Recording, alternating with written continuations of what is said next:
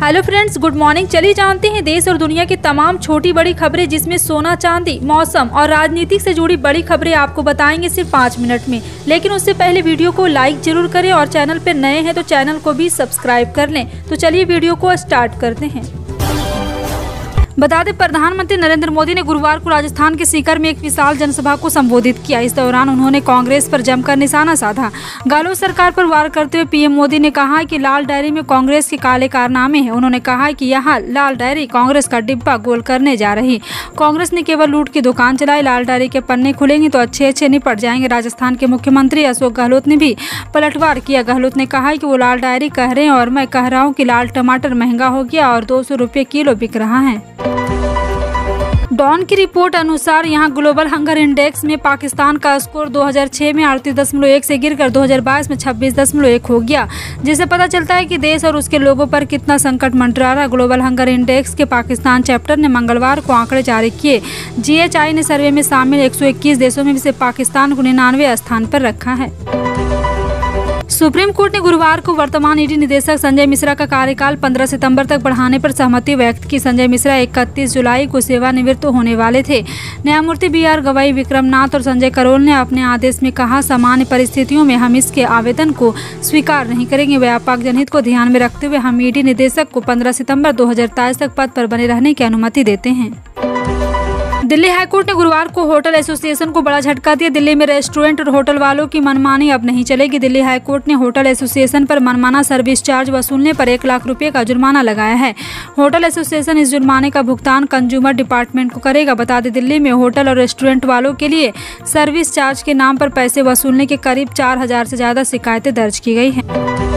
आम आदमी पार्टी के वरिष्ठ नेता और राज्यसभा सांसद राघव चड्ढा ने गुरुवार को मणिपुर में जारी हिंसा को रोकने में विफल को भाजपा पर हमला बोला। उन्होंने कहा कि मणिपुर लगातार अशांति का सामना कर रहा है, जबकि मोदी सरकार शांति बहाल करने के अपने संवैधानिक दायित्व को पूरा करने में लगातार विफल हो रही है। कांग्रेस के नेता जयराम रमेश ने गुरुवार को आरोप लगाया कि राज्यसभा में सदन के नेता पीयूष गोयल ने पार्टी सांसदों को कांग्रेस नेता मल्लिकार्जुन खड़गे को सदन में मणिपुर हिंसा पर प्रधानमंत्री नरेंद्र मोदी के बयान की मांग करने से रोकने के लिए उकसाया है। एक ट्वीट में रमेश, जो कांग्रेस महासचिव संचार प्रभारी है, ने कहा, भाजपा सांसद में शालीनता और मर्यादा की सभी सीमाएं लांघ रही है। कांग्रेस अध्यक्ष और राज्यसभा में विपक्ष के नेता मल्लिकार्जुन खड़गे ने गुरुवार को प्रधानमंत्री नरेंद्र मोदी की आलोचना करते हुए कहा कि वह मणिपुर हिंसा पर संसद में बोलना नहीं चाहते, जो लोकतंत्र का मंदिर है, लेकिन उनके पास देश भर में राजनीतिक भाषण देने के लिए पर्याप्त समय है, जो लोकतंत्र को खराब कर रहा है। महाराष्ट्र में विभिन्न किसान संगठन अपनी मांगों को लेकर सरकार पर दबाव बनाने के लिए अगस्त से 4 महीने का आंदोलन शुरू करेंगे। एक शीर्ष अधिकारी ने गुरुवार को यहां यह जानकारी दी। अखिल भारतीय किसान सभा के अध्यक्ष अशोक धावले ने कहा कि संयुक्त किसान मोर्चा का महाराष्ट्र चैप्टर, जिसने 2 साल पहले राष्ट्रीय किसान आंदोलन का नेतृत्व किया था, अगले महीने यहाँ भी लॉन्च किया जाएगा। मध्य प्रदेश में भारतीय जनता पार्टी की चुनावी तैयारियां रफ्तार पकड़ रही। केंद्रीय गृह मंत्री अमित शाह बुधवार की देर शाम को भोपाल पहुंचे। उन्होंने 3 घंटे से ज्यादा समय तक कोर कमेटी की बैठक ली और विभिन्न मुद्दों पर चर्चा की। साथ ही चुनाव को लेकर प्रस्तावित समितियों के गठन को अंतिम रूप दिया है। इस समितियों की गुरुवार को घोषणा संभव है। कांग्रेस विधायक BR पाटिल और कर्नाटक में सत्तारूढ़ दल के 11 विधायकों द्वारा मुख्यमंत्री सिद्धारमैया को एक पत्र लिखे जाने का दावा किया गया, जिसमें राज्य के कैबिनेट मंत्री द्वारा भ्रष्टाचार को उजागर करने की बात कही गई, जिससे सरकार को शर्मिंदा होना पड़ा है। हालांकि पार्टी ने राज्य कांग्रेस नेतृत्व को बताया कि पत्र फर्जी और फोटोशॉप था और उन्होंने इस संबंध में पुलिस में शिकायत दर्ज कराई, लेकिन इस मामले ने पार्टी को शर्मिंदा कर दिया है। उत्तर प्रदेश के दौरे पर आए केंद्रीय उर्वरक एवं रसायन मंत्री मनसुख मांडविया ने बुधवार को यहां कृषि कार्य में सुगमता के लिए किए जा रहे प्रयासों की समीक्षा की। इस दौरान उन्होंने कहा कि केंद्र सरकार स्वयं सहायता समूह को खेती किसानी में उपयोग के लिए रियायती दर पर ड्रोन उपलब्ध कराएगी। बैठक में प्रदेश के अपर मुख्य सचिव डॉक्टर देवेश चतुर्वेदी ने केंद्रीय मंत्री को प्रदेश में कृषि कार्य का ड्रोन उपयोग को बढ़ावा दिए जाने पर सहमति जताई है। उत्तर प्रदेश सरकार और इंडिया एक्सपो मार्ट के संयुक्त प्रयास से 21 से 25 सितंबर के बीच यूपी इंटरनेशनल ट्रेड शो का आयोजन किया गया। इसी उपलक्ष्य में बुधवार को ग्रेटर नोएडा प्राधिकरण और इंडिया एक्सपो मार्ट की तरफ से पहला रोड शो का आयोजन किया गया, जिसमें नोएडा, ग्रेटर नोएडा के तमाम उद्यमी शामिल हुए। रोड शो में उद्यमी व्यापारियों को यूपी इंटरनेशनल ट्रेड शो के बारे में PPT के जरिए जानकारी दी गई। राष्ट्रवादी कांग्रेस पार्टी के राज्यसभा सदस्य प्रफुल्ल पटेल ने महाराष्ट्र के उप मुख्यमंत्री अजित पवार को लेकर ऐसा बयान दे दिया जिसके बाद वो चर्चा में आ गए। गुरुवार को उन्होंने कहा कि उप मुख्यमंत्री अजित पवार एक लोकप्रिय और प्रभावशाली नेता और उन्होंने मुख्यमंत्री बनने का अवसर भी प्रदान। अजित पवार की एमएसपी का समर्थन करने वाले प्रफुल्ल पटेल ने नागपुर में संवाददाताओं से कहा कि मुख्यमंत्री का पद खाली नहीं, ऐसे में क्या बात करना। हालांकि अजित पवार की तारीफ कर उन्होंने यह तो साफ कर दिया कि वो भविष्य में पवार को मुख्यमंत्री बनना देखना चाहते हैं। इस साल जिन 5 राज्यों में विधानसभा चुनाव होना है उनमें से एक छत्तीसगढ़ है। इसके अलावा राजस्थान, मध्य प्रदेश, तेलंगाना और मिजोरम में भी इसी साल चुनाव होना है। ऐसे तो मध्य प्रदेश, राजस्थान, तेलंगाना के मुकाबले सीटों के लिहाज से छत्तीसगढ़ छोटा प्रदेश है, लेकिन राजनीतिक तौर से वहां की सत्ता का महत्व तो कहीं से भी कम नहीं है। छत्तीसगढ़ विधानसभा चुनाव में अब चंद महीने ही बाकी रहेगा। चुनाव तैयारी को लेकर केंद्रीय निर्वाचन आयोग की सक्रियता छत्तीसगढ़ में बढ़ने लगी है। दिल्ली के जिस अध्यादेश को कानून बनाने से रोकने के लिए अरविंद केजरीवाल पिछले दिनों अलग अलग पार्टी के नेताओं से मुलाकात कर समर्थन जुटा रहे थे, वो समय अब नजदीक आ गया कि जब ये साफ हो जाएगा कि विपक्ष इस मुद्दे पर एकजुट है या नहीं। दरअसल सुप्रीम कोर्ट ने अपने फैसले में साफ कहा है कि दिल्ली में जमीन, कानून व्यवस्था और पुलिस को छोड़कर सभी चीजों पर दिल्ली की चुनी हुई सरकार को यहाँ समर्थन मिल सकता है। साल 2014 के जनादेश ने नरेंद्र मोदी की दुनिया के सबसे बड़े लोकतंत्र के प्रधानमंत्री पद तक पहुंचाया। इसके पीछे 3 महत्वपूर्ण कारण थे। पहला, मोदी का व्यक्तिगत करिश्मा, दूसरा, पार्टी और संघ परिवार कैडर का एकजुट जमीनी प्रयास और तीसरा, पिछली यूपीए 2 सरकार की विफलता। साल 2019 के आम चुनाव में मोदी जी को जनादेश मिला, जहां 2014 के आवेदन से भी वह बड़ा था। इस साल के आखिर में राजस्थान में विधानसभा का चुनाव होने वाला है। विधानसभा चुनाव के मद्देनजर बहुजन समाज पार्टी के राजस्थान में सबसे बड़े 3 प्रत्याशियों के नाम का ऐलान गुरुवार को किया। मायावती ने धौलपुर, नदबई और नगर विधानसभा सीट के लिए अपने प्रत्याशियों के नामों की सूची जारी की। साल 2018 में हुए विधानसभा चुनाव में बीएसपी को 6 सीटों पर जीत मिली थी। अगर आपको अगली बार नोटों के नंबर पैनल में स्टार सिंबल वाला बैंक नोट मिले तो परेशान होने की आपको जरूरत नहीं है। स्टार सिंबल वाले बैंक नोट कानूनी रूप से वैध है। इन नोटों को लेकर भारतीय रिजर्व बैंक ने रफाई दी है। आरबीआई ने कहा है कि स्टार सिंबल वाला बैंक नोट उसी से यहाँ पे इसी प्रकार लगातार यहाँ को बैंक में भी कानूनी रूप से मान है, जैसे बिना बगैर स्टार सिंबल वाला बैंक नोट।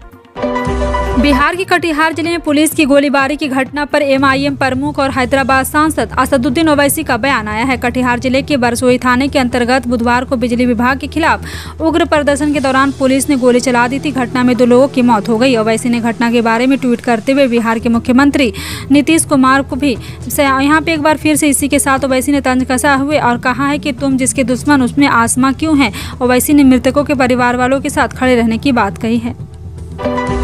उत्तर प्रदेश के कानपुर में बिजली विभाग में हड़कंप मचा हुआ। यहाँ लोगों द्वारा बिजली बिल के ऑनलाइन भुगतान के 1.5 करोड़ रुपए गायब हो गए। इस मामले में जब बैंक अधिकारियों से पूछा गया तो उन्होंने कहा पैसा किसी दूसरे अकाउंट में जमा हुआ। ये सुनकर केस्को अधिकारी ने आईसीआईसीआई बैंक के अधिकारियों के खिलाफ थाने में एफआईआर दर्ज कराई है। आरोप है कि बैंक अधिकारियों ने मिलीभगत से केस्को का 1.5 करोड़ रुपये किसी और बैंक में ट्रांसफर कर दिया। केस्को के अधिशासी अभियंता आईटी सेल और वरिष्ठ लेखा अधिकारी का कहना है कि बैंक के अधिकारियों ने मिलीभगत से पैसे हड़पने की मंशा के साथ ये पैसा किसी दूसरे अकाउंट में ट्रांसफर कर दिया है। वाराणसी में ज्ञानवापी मस्जिद के एएसआई सर्वे में संबंधित मामले में इलाहाबाद हाई कोर्ट ने अपना ऑर्डर रिजर्व कर लिया है। इस मामले में 3 अगस्त को फैसला सुनाया जाएगा। वहीं अब तक ज्ञानवापी मस्जिद के सर्वे पर रोक रहेगी। दरअसल बुधवार को सुनवाई के दौरान हाई कोर्ट ने भारतीय पुरातत्व सर्वेक्षण से सुनवाई खत्म करने तक मस्जिद का सर्वेक्षण शुरू न करने को कहा था। अब हाई कोर्ट के अगले फैसले तक यह आदेश जारी रहेगा। गुरुवार को सुनवाई के दौरान एएसआई ने कोर्ट में कहा कि एएसआई 100 वर्ष से अधिक पुराना है।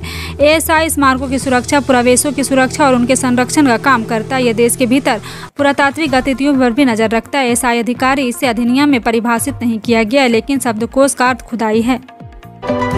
देश के अधिकतर हिस्सों में बारिश की गतिविधियां देखने को मिल रही। पहाड़ी इलाकों से लेकर मैदानी राज्यों तक बारिश से हाहाकार मचा है। देश की राजधानी नई दिल्ली में पिछले दिनों हुई बारिश के चलते जगह जगह से जलजमाव की खबरें सामने आई। वहीं दिल्ली एनसीआर ने यमुना और हिंडन नदी के रौद्र रूप की तस्वीरें भी सामने आई। इस बीच मौसम विभाग ने नई दिल्ली और आसपास के इलाकों में आज यानी गुरुवार को भी बारिश का पूर्वानुमान जताया है। भारतीय अंतरिक्ष एजेंसी ने गुरुवार को गगनयान सर्विस मॉड्यूल प्रोपेशन सिस्टम पर 2 और हॉट मानव अंतरिक्ष मिशन का नाम है। इसरो के अनुसार गगनयान एमएसपी पर 2 हॉट परीक्षण 26 जुलाई को इसरो प्रोपेशन कॉम्प्लेक्स महेंद्रगिरी में किए गए थे। एसएमपीएस को बेंगलुरु और तिरुवनंतपुरम के वलियामाला में स्थित लिक्विड प्रोपेशन सिस्टम पर यहाँ पे बता दें कि गगनयान भारत के पहले मानव अंतरिक्ष मिशन का नाम हो गया है और परीक्षण श्रृंखला में दूसरे और तीसरे गर्म परीक्षणों को चिन्हित किया है। 27 जुलाई को किसानों के खाते में पीएम किसान योजना की 14वीं किस्त आ गई। केंद्र सरकार द्वारा चलाए गए इस स्कीम का सभी किसानों को लाभ मिल रहा। किसानों को आर्थिक सहायता प्रदान करने के लिए सरकार ऐसी कई सारी स्कीम चला रही, लेकिन इस बार कई सारे किसान इस योजना से वंचित रहने वाले हैं। अगर आप भी इस योजना का लाभ लेते हैं तो आपको भी जरूर एक बार अपना लिस्ट में चेक कर सकते हैं। पीएम मोदी योजना में सरकार किसानों को कुछ वित्तीय लाभ देती है, जिसका इस्तेमाल किसान अपनी आर्थिक व्यवस्था को मजबूत करने में कर सकते हैं। रेलवे की कंपनी के शेयर से निवेशकों को बम्पर फायदा कराया है, लेकिन इस समय कंपनी के शेयर में बड़ी गिरावट देखने को मिल रही है। अब सार्वजनिक क्षेत्र के रेल विकास निगम लिमिटेड को लेकर एक और बड़ी खबर सामने आ रही। RVNL में सरकार की 5.36% हिस्सेदारी बेचने के लिए आयोजित बिक्री पेशकश से पहले दिन बृहस्पतिवार को अस्थांगन निवेशकों ने जमकर बोलियां लगाई हैं।